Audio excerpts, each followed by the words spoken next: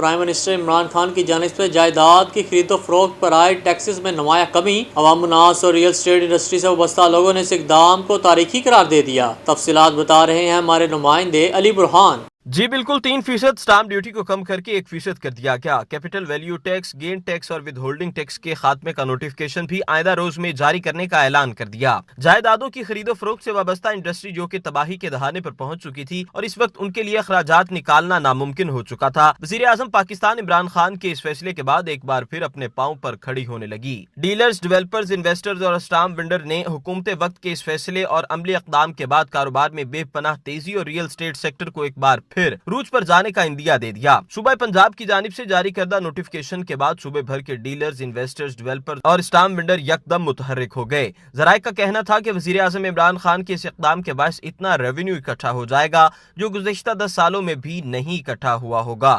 صوبائی دارالحکومت کے علاقہ جوہر ٹاؤن، اقبال ٹاؤن، سبزہ شاد باغ، شادرہ، نواں کوٹ، بیریا ٹاؤن، ڈی ایچ اے اور وادت روڈ میں بھی اسٹامپ وینڈر کی بڑی تعداد بھی کام کرتی ہوئی دکھائی دی۔ اسٹامپ وینڈر ایسوسی ایشن کے صدر شیخ عمران بشیر کا کہنا تھا کہ پاکستان تحریک انصاف کی حکومت اور وزیر اعظم کے اس اقدام سے نہ صرف ریئل اسٹیٹ کی انڈسٹری کو بے پناہ فروغ ملے گا بلکہ اس سے حکومتی خزانے کو بھی خاطر خواہ فائدہ حاصل ہوگا۔ جی بہت شکریہ علی۔